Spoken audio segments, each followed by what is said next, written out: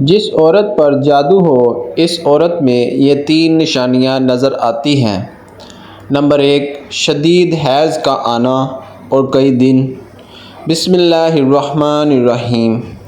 شیطان انسان کو جن راہوں سے گمراہی کی طرف لے جاتا ہے ان میں جادو وغیرہ عمل ہیں، جسے خالصتاً شیطانی عمل قرار دیا گیا ہے۔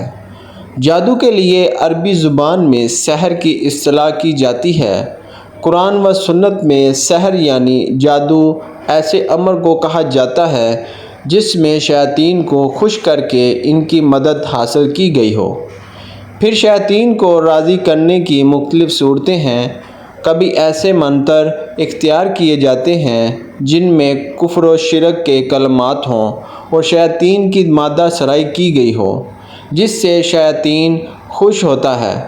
کبھی ایسے اعمال اختیار کیے جاتے ہیں جو شیطان کو پسند ہیں، مثلاً کسی کو ناحق قتل کر کے اس کا خون استعمال کرنا یا ناپاکی اور نجاست کی حالت میں رہنا وغیرہ۔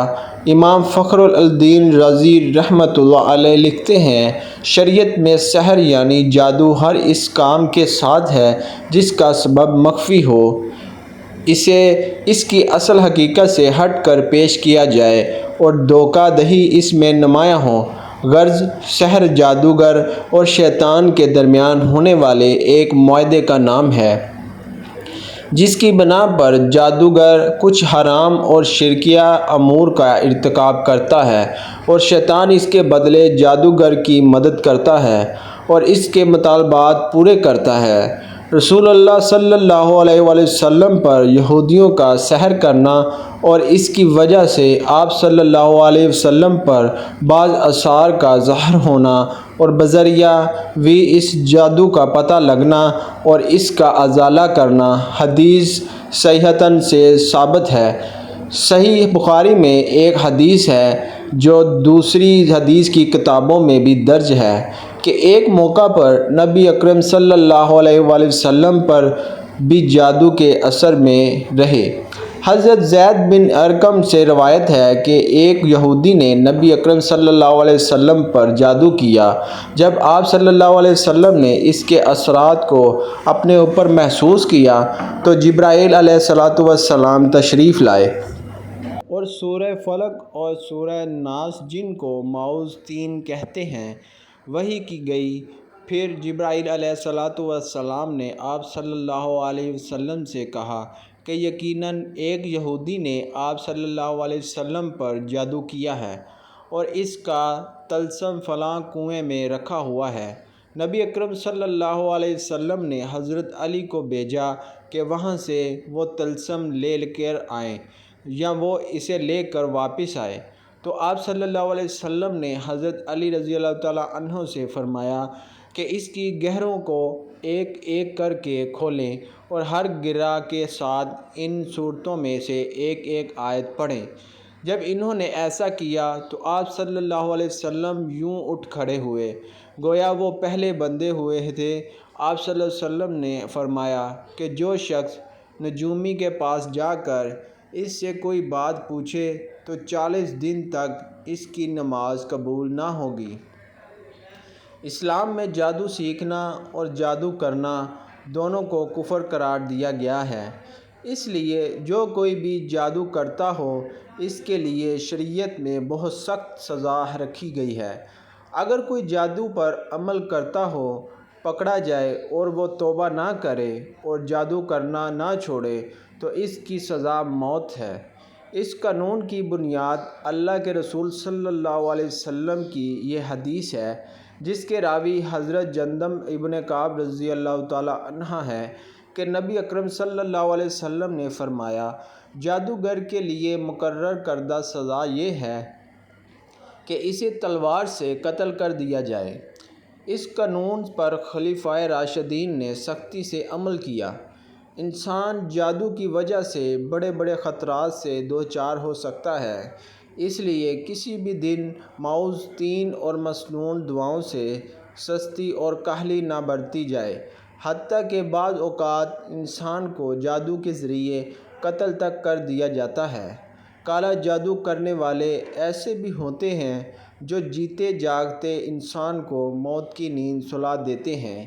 یہ بات یقینی ہے کہ موت کا ایک وقت مقرر ہے اور وہ اسی وقت مقررہ پر ہی آئے گی، لیکن جس طرح ظاہری طور پر انسان کا قتل ہو جانا سبب کا درجہ رکھتا ہے، اسی طرح جادو کے ذریعے بھی سبب کے درجے میں قتل کیا جا سکتا ہے۔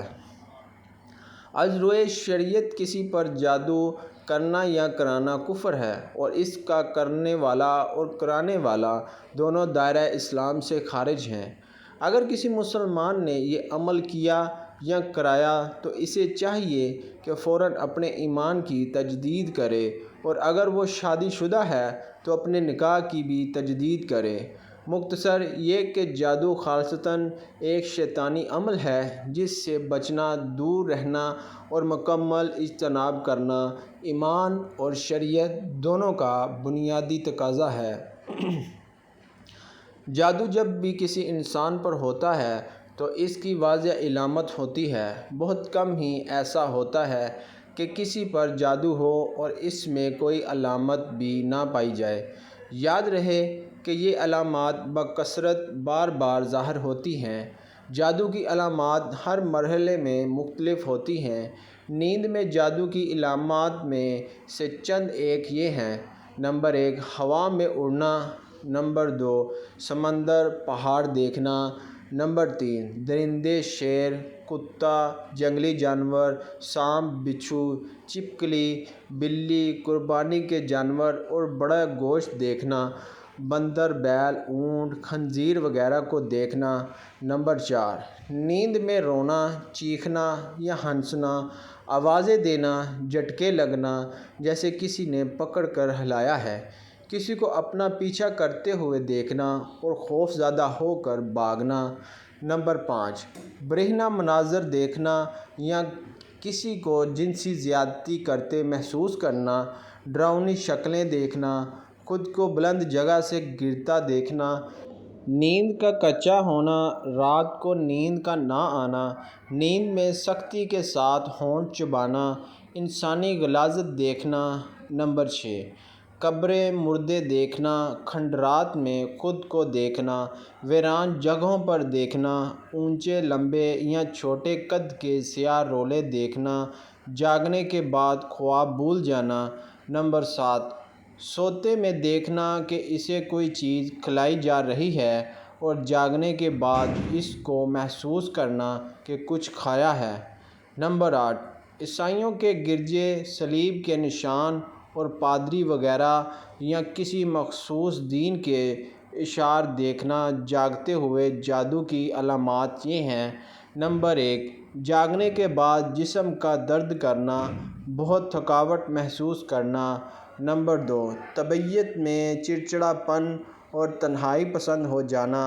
نمبر 3، چھوٹی چھوٹی باتوں پر شدید غصہ آنا اور اگر غلطی اپنی بھی ہو تب بھی اقرار نہ کرنا۔ نمبر 4، رشتہ داروں، گھر والوں اور دوست احباب سے بلا وجہ اچانک بڑے بڑے جھگڑے پیدا ہو جانا، بہت زیادہ شکوک پیدا ہونا، ازدواجی معاملات بگڑ جانا۔ نمبر 5، ہر وقت یہ محسوس ہونا کہ کوئی دیکھ رہا ہے، کوئی میرے ساتھ ہے، انجانا سا خوف کہ گھر سے نکلا تو مر جاؤں گا، موت کے وسوسے آنا کہ آج مر جاؤں گا۔ نمبر 4، بہت زیادہ بے چینی، شدید غصہ اور اٹھ کر بھاگ جانے کو دل کرنا۔ نمبر 5، دم کے درمیان شدید نیند کا آنا۔ نمبر 6، عموماً پیٹ اور چہرے کا پھولا ہوا محسوس ہونا۔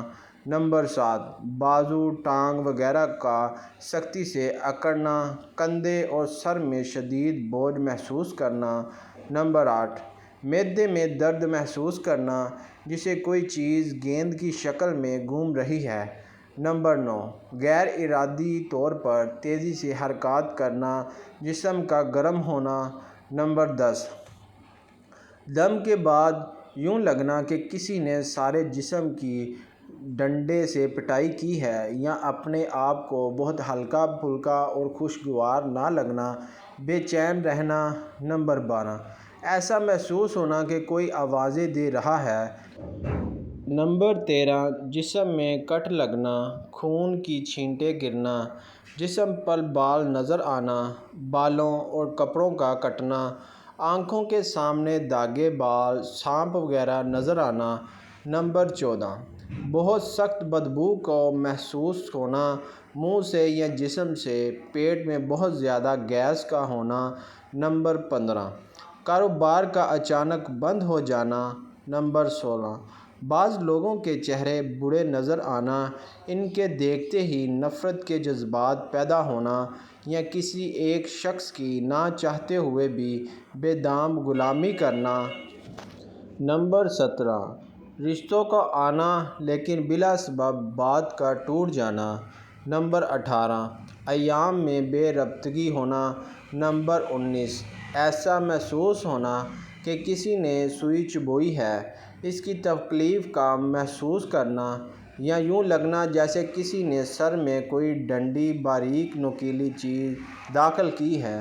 اگر مریض جسمانی طور پر بیمار ہو اور ڈاکٹر اس کی بیماری کے بارے میں حتمی رائے نہ دے رہے ہوں، ہر ایک کی رائے مختلف ہو اور ڈاکٹر کی رپورٹ کلیئر نہ ہو، تو یہ بھی جادو کی واضح نشانی ہے۔ کبھی مریض میں ان علامات میں سے کوئی علامات بھی نہیں پائی جاتی اور یہ شاذ و نادر ہی ہوتا ہے۔ ایسے شخص کی علامات دم کے درمیان زیادہ واضح ہوتی ہیں۔ ناظرین، عورت پر جادو کی کچھ خاص نشانیاں ہیں۔ نمبر 1 شدید حیض کا آنا اور کئی دنوں تک حیض کا بند نہ ہونا۔ نمبر 2 جسم میں چونٹیاں چلتی محسوس ہونا، شدت سے رونے یا قہقہے لگانے کو دل کرنا۔ نمبر 4 بہت زیادہ بے چینی، شدید غصہ اور اٹھ کر بھاگ جانے کو دل کرنا۔ اگر آپ میں ان میں سے کوئی بھی علامات پائی جائے تو آپ ہر وقت ظاہری اور باطنی طہارت کا خیال رکھیں، قرآن مجید کی تلاوت، مسنون اذکار اور دعاؤں کا اہتمام کریں، خصوصاً آیت الکرسی، سورہ فلق اور سورۃ الناس شام کم از کم 3 مرتبہ پڑھنے کا معمول بنائیں۔ دن بھر کثرت سے پڑھیں تو یہ مزید بہتر ہوگا۔ واضح رہے کہ جس عورت میں یہ علامات ظاہر ہوں تو اس پر جادو کا ہونا ضروری ہے۔ کسی اور وجہ سے بھی ہو سکتا ہے، لیکن یہ نشانیاں اکثر عورتوں میں پائی جاتی ہیں، لیکن ہر عورت پر جادو کا ہونا ضروری نہیں۔ اللہ تعالی ہم سب کی ہر قسم کے شر اور جادو سے حفاظت فرمائے، آمین ثم آمین۔ ناظرین، کمنٹ باکس میں اللہ تعالیٰ کے 99 ناموں میں سے ایک نام ضرور ٹائپ کریں۔ شب بخیر۔